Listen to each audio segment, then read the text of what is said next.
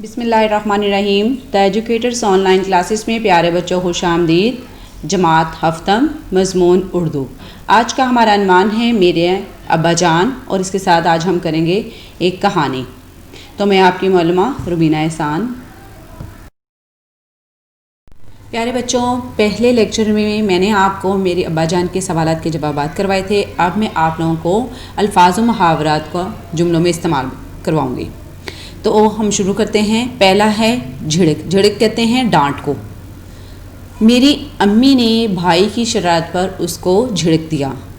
دوسرا ہے سرگوشیاں۔ سرگوشیاں کہتے ہیں رازداری کی باتیں۔ سب لوگ آپس میں سرگوشیاں کر رہے تھے۔ تیسرے نمبر پر آتا ہے بساط الٹنا۔ بساط الٹنا یعنی کہ زندگی کے دن پورے ہونا۔ احمد کی بساط عن قریب الٹنے والی ہے۔ نمبر 4 پر ہے عن قریب۔ عن قریب ہمیں عن قریب گرمیوں کی چھٹیاں ہونے والی ہیں۔ آپ سردیوں کی بھی لکھ سکتے ہیں، آپ تو ویسے بھی چھٹیوں میں ہیں بیٹا جی۔ اب ہے نمبر 5 پہ آ جائے گا حشاش بشاش۔ حشاش بشاش کہتے ہیں تر و تازہ خوش و خرم کو۔ علامہ اقبال وفات سے پہلے حشاش بشاش نظر آتے تھے۔ نمبر 6 پر ہے خوف کھانا۔ خوف کھانا یعنی کہ ڈر ہونا۔ جاوید اقبال بچپن میں اپنے والد سے بہت خوف کھاتے تھے۔ بیٹا یہ تھے آج کے الفاظ و محاورات اور ان کا جملوں میں استعمال۔ آپ ان الفاظ کو اپنے جملوں میں بھی استعمال کر سکتے ہیں۔ پیارے بچوں، اب ہم کرنے لگے ہیں ایک کہانی۔ کہانی آج کی جو ہے وہ ہے غرور کا سر نیچا۔ ایک اچھی کہانی لکھنے کے لیے چند اہم باتیں آپ کے ذہن میں ہونا ضروری ہے۔ سب سے پہلے جب کہانی لکھی جاتی ہے تو وہ گزرے ہوئے زمانے میں لکھی جاتی ہے، یعنی کہ ماضی میں، صیغہ ماضی ہم جو ہیں اس میں استعمال کریں گے۔ دوسری جو ہے واقعات، جو حالات ہیں ان کو ایک خاص ترتیب سے لکھا جاتا ہے۔ کبھی بھی بات آگے پیچھے نہیں کی جاتی، ایک خاص ترتیب استعمال کی جاتی ہے۔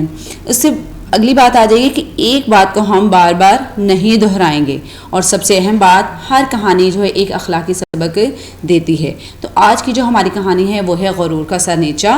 تو ہم شروع کرتے ہیں۔ کسی جنگل میں ایک خرگوش رہتا تھا۔ اس جنگل کے قریب ایک جوہر تھا۔ جوہر کہتے ہیں تالاب کو، جس میں ایک کچھوا رہا کرتا تھا۔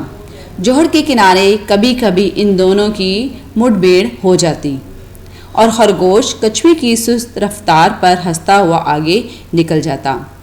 کچھوے کی مدت سے یعنی کہ برسوں سے خواہش تھی کہ وہ بھی خشکی کی سیر کرے۔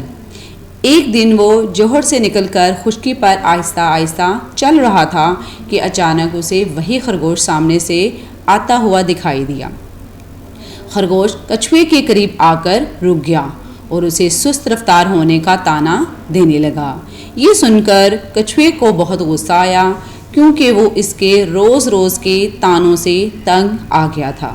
وہ غصہ ضبط نہ کر سکا اور خرگوش سے کہنے لگا، میاں خرگوش، اگر تمہیں اپنی تیز رفتاری کا اتنا ہی گمنڈ ہے، گمنڈ کہتے ہیں غرور کو، فخر کو ہے، تو چلو ہم دوڑ لگا کر فیصلہ کر لیتے ہیں کہ کون زیادہ تیز دوڑتا ہے۔ خرگوش نے جھٹ سے یہ بات مان لی اور مقابلے کے لیے تیار ہو گیا۔